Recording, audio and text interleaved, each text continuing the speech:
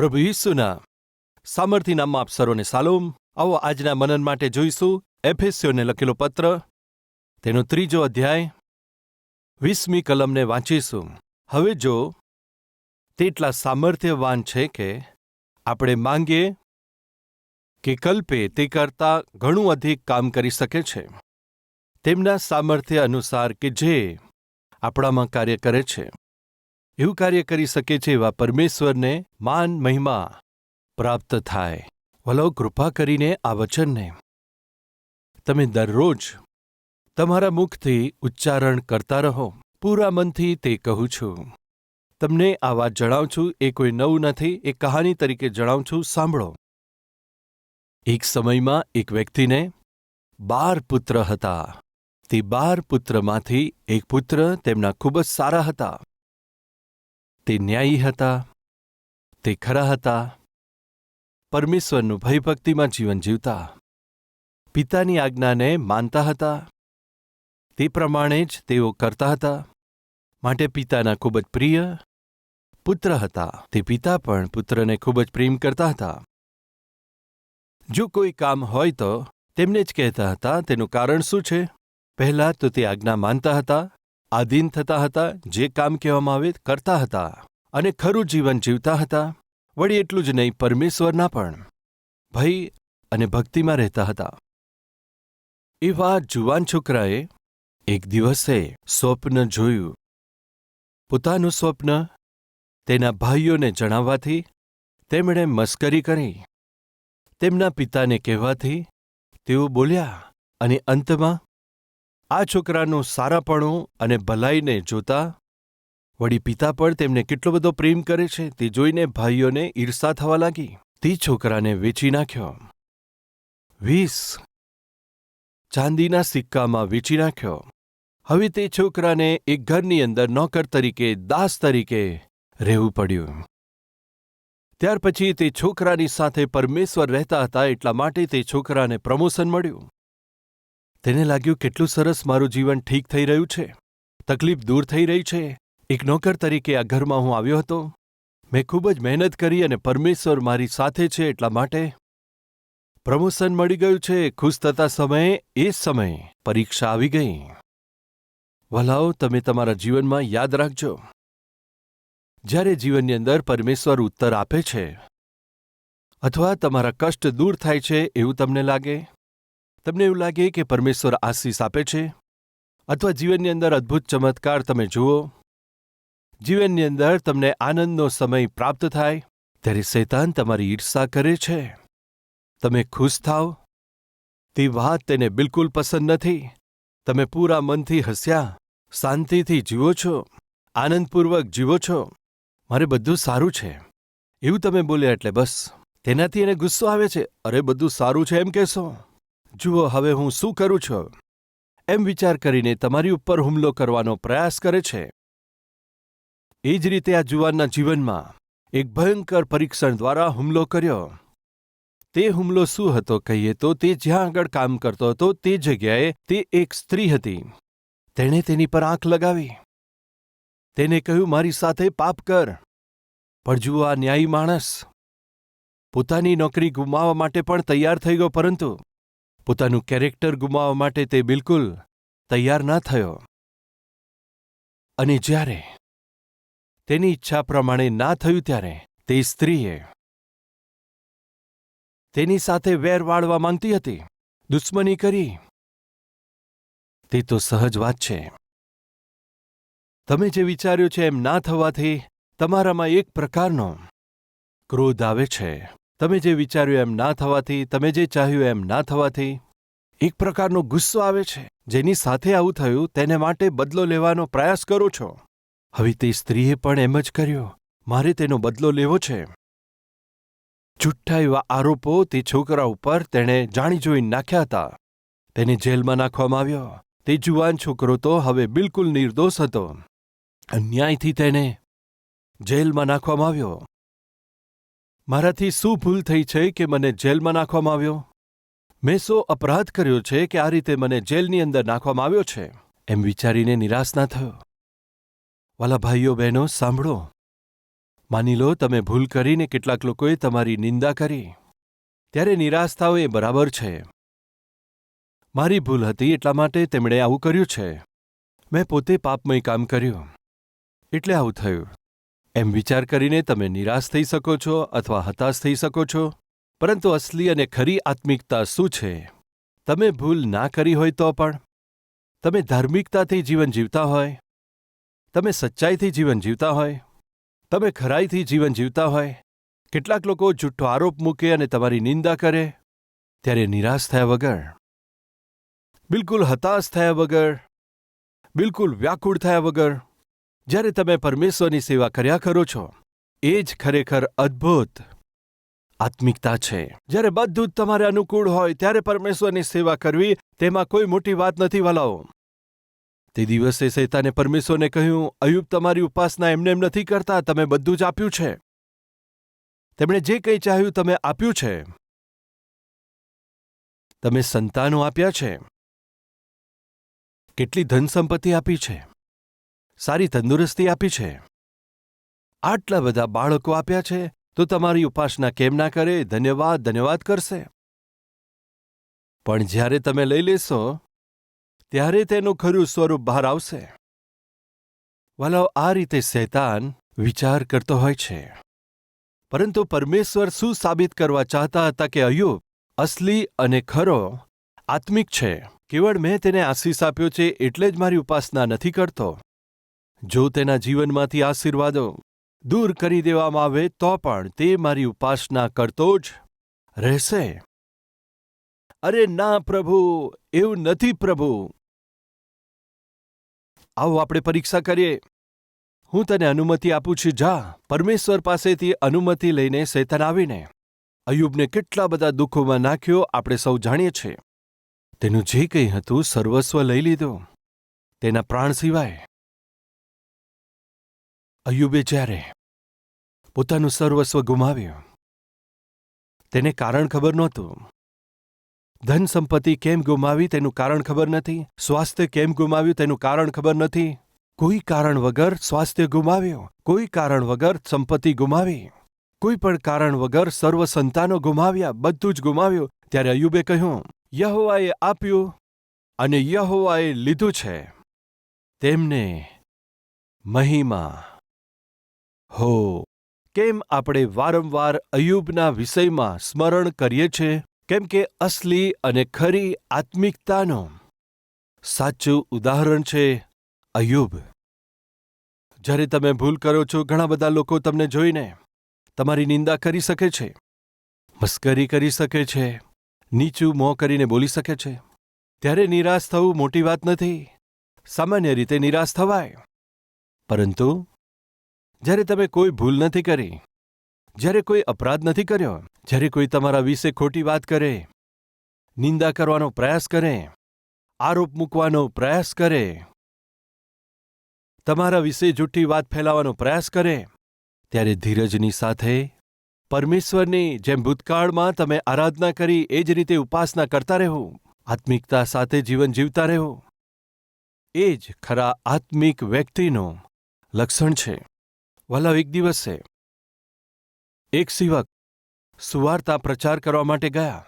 ત્યાં આગળ કેટલાક ગુંડા તથા બદમાશ બૂમો પાડતા હતા અને ઝઘડતા હતા. તેમની વચ્ચે જઈને તે ગુંડા, એ ગેંગના જે લીડર હતા તેમની પાસે તેમણે જઈને કહ્યું, હું તમને કંઈક કહેવા માંગુ છું. શું કહેવું છે? પ્રભુ ઈસુ તમને જીવથી વધારે પ્રેમ કરે છે. આ રીતે કહ્યું.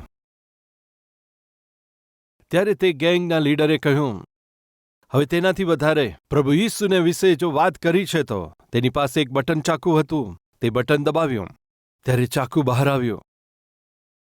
જો આ ચપ્પુથી તારા 1000 ટુકડા કરી દઈશ, કાપી નાખીશ, ટુકડા ટુકડા કરી દઈશ. શું તું સમજે છે? એમ કહ્યું. ત્યારે તે વ્યક્તિ તેમને જોઈને, જુઓ, તમારા હાથમાં જે ચપ્પુ છે તેનાથી મારા શરીરના 1000 ટુકડા કરી દેશો તો પણ તેમાંથી દરેક ટુકડો કહેશે, મારા ઈસુ તમને ખૂબ જ પ્રેમ કરે છે. તેને અંગ્રેજીમાં the cross and the switch blade એ નામથી એક અદ્ભુત ફિલ્મ પણ બની છે. તે પ્રચારકનું નામ ડેવિડ વિલ્કરસન. એ પુસ્તક મેં વાંચ્યું છે. એ પુસ્તક જો તમને પ્રાપ્ત થાય તો ચોક્કસ વાંચજો. Cross and the switch blade. એ સેવકનું નામ છે ડેવિડ વિલ્કરસન. ગેંગસ્ટર્સની મધ્યમાં ગુંડા અને બદમાશોની વચ્ચે સેવા કરી. એ ઘટના તેમના જીવનમાં બની હતી. શું મારી નાખશો? તો સાંભળો,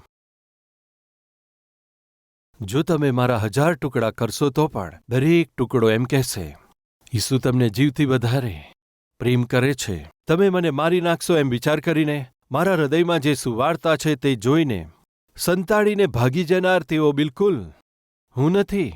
તે પ્રચાર કરવા માટે હું આવ્યો છું. તે પ્રચાર કરવાની પ્રક્રિયામાં હું મારો જીવ પણ આપી દઈશ.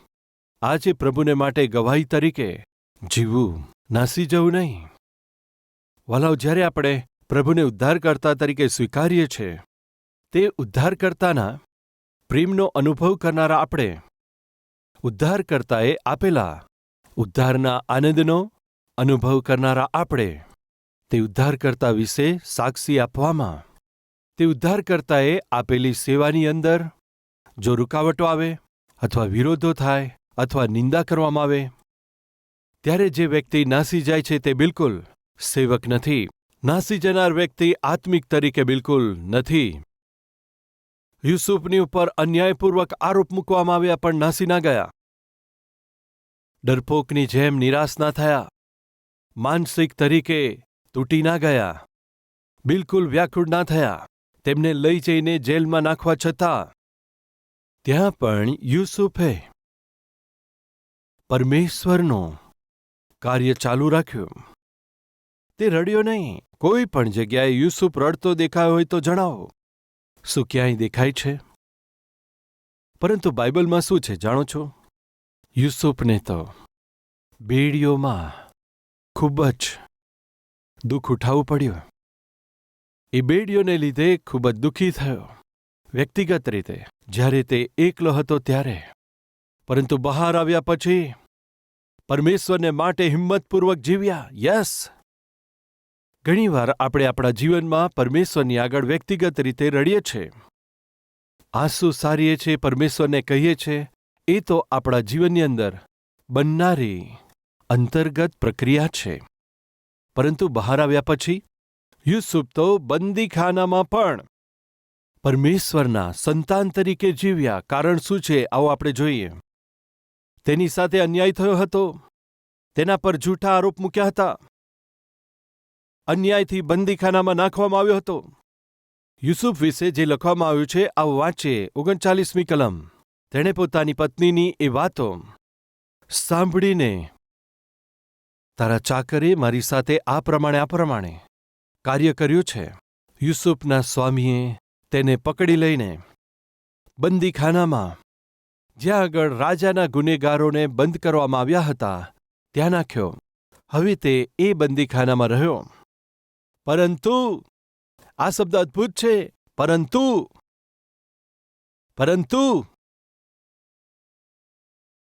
તે ક્યાં હતો જણાવશો? તે તો બંદીખાનામાં હતો. તે કોઈ પણ કારણ વગર જેલમાં હતો. અન્યાયથી જેલમાં નાખવામાં આવ્યો. કારણ ખબર નથી. શાને લીધે જેલની અંદર નાખવામાં આવ્યો હતો? શા માટે તેની નોકરી તેની પાસેથી લઈ લીધી? શા માટે તેની પર ખોટો આરોપ મૂકવામાં આવ્યો? કદાચ આપણામાંથી કોઈને એવું ખબર નહીં હોય, મારી નોકરી ચાલી ગઈ, મને ખબર નથી એનું કારણ. શા માટે મારા પતિ મારાથી દૂર ચાલ્યા ગયા? મને કંઈ સમજાતું નથી. ખબર નહીં કેમ મારી પત્ની પર મેં ખૂબ પ્રેમ કર્યો. જેમને ખૂબ જ પ્રેમ કર્યો મારી પત્ની મારાથી દૂર થઈ ગઈ. મને સમજાતું નથી. પરિશ્રમથી મેં વેપાર કર્યો. વેપારની અંદર ખૂબ જ મહેનત કરી, પરંતુ ખબર નહીં કેમ દરેક રીતે પરમેશ્વરની ઉપાસના કરી, મારા શરીરમાં બીમારી આવી ગઈ. મને સમજાતું નથી, ઘણા બધા લોકોને મેં દાન આપ્યા છે, પરંતુ ખબર નહીં કેમ આજે મારા હાથમાં 1 રૂપિયો પણ ટકતો નથી. મને ખબર નથી પડતી. ઘણા બધા લોકોનું મેં ભલું કર્યું, પરંતુ આજે મારા જ જીવનમાં શા માટે આટલું ખરાબ થાય છે, મને કાંઈ સમજાતું નથી. કેટલા બધા લોકોને મેં દાન આપ્યા, પરંતુ ખબર નહીં આજે મારી દુર્ભાગ્યની સ્થિતિ આવી ગઈ છે. મને કંઈ સમજાતું નથી. ફરીથી આવું છું. શા માટે મને ક્રૂરતાથી જેલની અંદર નાખવામાં આવ્યો તે મને કંઈ સમજાતું નથી. પરંતુ યહોવા પરમેશ્વર તે મારી સાથે જ છે. તે પૂરતું છે ને? તે પૂરતું છે ને? કદાચ તમને સમજાતું નહીં હોય. તે દિવસે યુસુફને સમજાતું નહોતું, પરંતુ યુસુફના જીવનમાં શું થયું જાણો છો? તે જેલની અંદર નાખવામાં આવ્યો, પરંતુ યહોવા પરમેશ્વર યુસુફની સાથે જ હતા. કોઈ આવીને એમ કહે, સાંભળ્યું છે તમારી નોકરી જતી રહી? હાજી, નોકરી જતી રહી. આ રીતે રોકશો નહીં, આ રીતે બોલશો નહીં. ત્યાર પછી જે જણાવવાનું છે તે કહો. મને શું ખબર? અરે હવે શું પૂછવાનું? બતાવો. કહો છો નોકરી જતી રહી છે. યુસુફને જેલની અંદર નાખવામાં આવ્યો. તે યુસુફની પાસે જઈને, હે યુસુફ, તે કોઈ ભૂલ નથી કરી, પરંતુ તને જેલમાં નાખવામાં આવ્યો. હવે તને કેવો અનુભવ થાય છે? શું અનુભવ કર્યો? પૂછ્યું સમજો. સાચું છે, મેં કોઈ ભૂલ નહોતી કરી. મારા ભાઈઓએ મને વેચી નાખ્યો. મેં કોઈ ભૂલ નહોતી કરી. મારા સ્વામીની પત્નીએ મને જેલમાં નાખી દીધો. તો પછી તને એક વાત સંભળાવું છું, સાંભળો. મારા પરમેશ્વર તે આપણી સાથે છે, તે બાબત ભૂલશો નહીં. બની શકે છે આજે તમારા જીવનમાં, જેમ મેં જણાવ્યું હતું, કેમ નોકરી જતી રહી, કેમ પરિવાર ગ્રહસ્થી તૂટી ગઈ, કેમ અચાનક સ્વાસ્થ્ય બગડી ગયું, કેમ મધ્યમાં જ વેપાર જાણે કે તૂટી ગયો. શા માટે ઘણા બધા લોકો ક્રૂરતાથી તમારી નિંદા કરે છે? કદાચ તમને નહીં સમજાતું હોય, પણ એક વાત તમારે કહેવાની છે. જે થઈ ગયું તે થઈ ગયું, પણ એક વાત કહું છું, સાંભળો. તે શું છે? તો પણ પરમેશ્વર મારી સાથે છે. હવે મારો પ્રશ્ન છે, તમે ઉત્તર આપો. તમારું કશું બગડ્યું નથી, તમારું કશું પણ નથી ગયું, પરંતુ પરમેશ્વરની ઉપસ્થિતિ ગતી રહી. બેટર છે કહીએ, સારું છે કહીએ, તેને સારું ના કહી શકાય. બધું જ તો છે વાલાઓ, પરંતુ પરમેશ્વર નથી. એવી લાઈફ જોઈએ છે કહીએ તો બોલો. બધું જ છે, બધું આપણી પાસે છે, કેવળ પરમેશ્વર આપણી પાસે નથી. એવી લાઈફ પસંદ કરશો? બ્રધર, મારી પાસે કેવળ આ જ છે, કહેવા માટે મારી પાસે કશું નથી, પણ પરમેશ્વર તો છે. એવી લાઈફ જોઈએ. બોલો, કઈ લાઈફ જોઈએ છે? ફર્સ્ટ ટાઈપની કે સેકન્ડ ટાઈપની? ખરું બોલજો, સાચું કહેજો. સેકન્ડવાળી લાઈફ જોઈએ? તો પછી મકાન નથી એમ કહીને શા માટે રડો છો? મકાન નથી એમ કહીને રડનારા નથી? ભલાઓ, હાન્ના એ પ્રમાણે કહે છે, મારે સંતાન નથી, સંતાન નથી, સંતાન નથી એમ. હાન્ના રડતી હતી ત્યારે તેના પતિએ કહ્યું, જો હું તો છું ને. હાન્નાના પતિએ શું કહ્યું? હાન્ના શા માટે રડે છે? બાળકો નથી, બાળકો નથી, બાળકો નથી. 10 બાળકોથી પણ વધારે હું તારી સાથે છું ને, હું છું ને, એમ કહ્યું. આજે તમારા જીવનમાં કશું નથી, કશું નથી એમ કહીને રડાવતા શૈતાન આવીને રડાવે છે, ત્યારે તમારે શું કહેવાનું છે? 10,000 કરતાં પણ જે ઉત્તમ છે, મારા પ્રભુ મારી સાથે છે. કશું ના હોય કોઈ વાંધો નહીં, પ્રભુ મારી સાથે છે, એ જ પૂરતું છે. ફરીથી કહું છું, તમારી પાસે બધું જ હોય, સંસારનું સમગ્ર ધન જો તમારી પાસે હોય, પણ પરમેશ્વર તમારી સાથે ના હોય. હે મૂર્ખ, તું જે કંઈ કમાયો છે તેનું શું કરીશ? આજે તારી પાસેથી તારો પ્રાણ લઈ લેવામાં આવશે. જો કોઈ વ્યક્તિ આખું જગત મેળવી લે પણ તેની સાથે પરમેશ્વર જો ના હોય તો તેને શું લાભ થાય? તમે આખું જગત મેળવી લીધું પરંતુ પોતાના સૃષ્ટિકર્તાની સાથે સંગતિ ના હોય તો પછી તમને શું લાભ થવાનો છે? બોલો.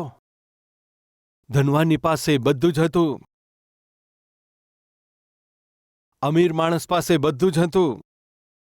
એવી કોઈ બાબત નહોતી જે તેની પાસે ના હોય. દરરોજ સમૃદ્ધિથી ભોજન કરતો હતો, સણના મલમલના વસ્ત્ર પહેરતો, દબદબો હતો, ધનની કોઈ કમી નહોતી. પણ એક દિવસે તે મરણ પામ્યો. તેના મેજ ઉપરથી ભોજનના ટુકડા નીચે પડતા હતા. આપણા ઘરોમાં તો સામાન્ય રીતે જો કંઈ ભોજનનો એક ટુકડો પણ નીચે પડ્યો હોય તો માં બોલે છે, ધ્યાનપૂર્વક ખાઓ. આ રીતે ભોજન નીચે પડી જાય તે સારું નથી, એમ બોલે છે. તો પછી રાજા ભોજન કરતા સમયે સાવધાનીથી ભોજન કરે છે, કાળજી રાખીને ભોજન કરે છે, બસ એટલું જ. પરંતુ પ્રાણી જેવું તો નહીં ખાય, આ રીતે નહીં ખાય. તે સારી રીતે જ ખાશે. પરંતુ તે ધનવાનના મેજ ઉપરથી જે પડી ગયેલા હોય એવા ટુકડા, એક બે ટુકડાથી આ દરિદ્ર જીવતા હતા. એક દિવસે ધનવાન મરી ગયા. આ ધરતી પર એની પાસે બધું જ હતું, પરંતુ જે તેને સ્વર્ગમાં લઈ જઈ શકે છે તે પરમેશ્વર નહોતા. તે ક્યાં ગયો જાણો છો? ભયંકર રીતે જે આગની અંદર બળતી રહે તેવા નરકાગ્નિમાં. વલાઓ, તે ગરીબની પાસે કશું જ નહોતું, પરંતુ તેને સ્વર્ગમાં લઈ જવા માટે પરમેશ્વરના દૂતો ઉતરી આવ્યા. આવીને તે દરિદ્રને શું કર્યું? હવે ઇબ્રાહિમ પિતાની ગોદની અંદર વિશ્રામ માટે તેને ઉંચકીને લઈ ગયા. બાઇબલમાં શું છે જાણો છો? હે મારા પુત્ર, આ પૃથ્વી પર તો તે ઘણા બધા સુખ વિલાસનો અનુભવ કર્યો છે, પરંતુ આજે તું આ નર્કમાં યાતના ભોગવી રહ્યો છે. પણ આ મારો પુત્ર લાજરસ આ પૃથ્વી પર ઘણા બધા દુઃખ સહન કર્યા અને હવે સ્વર્ગમાં સુખને, સમૃદ્ધિને, આનંદનો તે અનુભવ કરી રહ્યો છે. વાલા ભાઈ તથા બહેન, સાંભળો.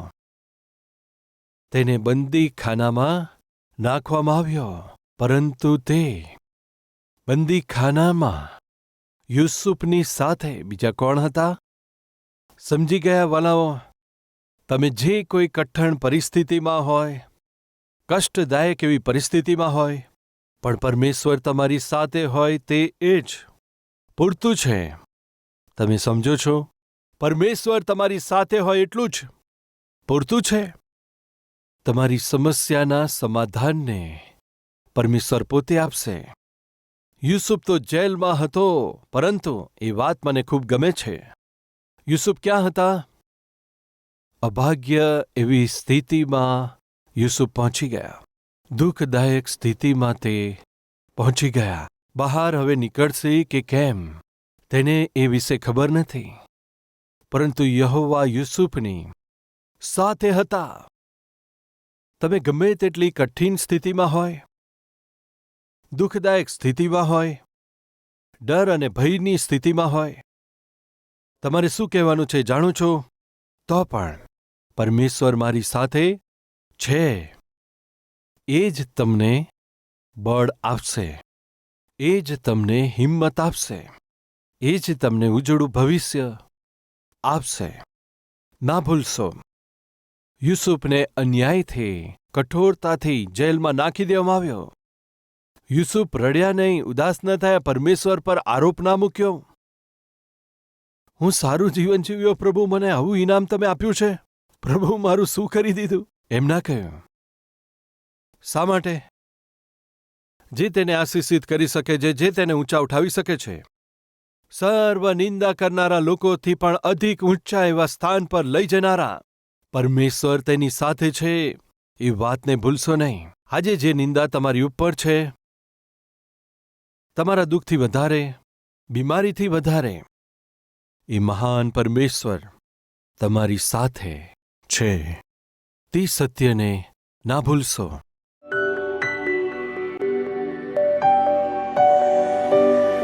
પવિત્ર પરમેશ્વર પિતા, અમે માંગીએ તેથી પણ વધારે, કલ્પના કરીએ તેથી પણ વધારે, અનેક રીતે વધારે કરી શકનાર અમારા પ્રભુ, એવા મહાન પરમેશ્વર, એવા તમને જ સર્વમાન, મહિમા, આદર હંમેશા સુધી અમે આપીએ છે. પિતા, આ સંદેશને કોઈ પણ વ્યક્તિ ના ભૂલે. પ્રભુ, દરેકના હૃદયમાં આ વચન સતત તેમને વાત કરે, તેમને આનંદિત કરી શકે, તેમને હિંમત પ્રફુલ્લિત કરી શકે એવી કૃપા પર કરજો પિતા. સમસ્યા તો ગમે તે હોય, કષ્ટ ગમે તે હોય, તે ભલે ગમે તેટલું તીવ્ર હોય, પરંતુ યહોવા પરમેશ્વર તે જ અમારી સાથે છે. એ જ વચન પૂરતું છે પિતા, એ કરાર પૂરતો છે પિતા. યુસુફને જેલની અંદર નાખવામાં આવ્યો, પરંતુ યહોવા યુસુફની સાથે સાથે હતા. પિતા, યુસુફની સાથે રહેનારા પરમેશ્વર તો તમે છો. તમે અમારી સાથે છો. આજે પણ તમે જીવતા છો. એટલા માટે અમે તમારો પુષ્કળ આભાર માનીએ છીએ. આજે વવાયેલા વચનને કોઈ પણ વ્યક્તિ ભૂલી ના જાય. વારંવાર તેનું સ્મરણ કરતા, વારંવાર તેનું મનન કરતા, તમારા પર આધાર રાખીએ. દરેક પરિસ્થિતિનો સામનો કરીએ. સહાયતા કરજો. ઈસુના નામથી માંગીએ છીએ પિતા. આમીન.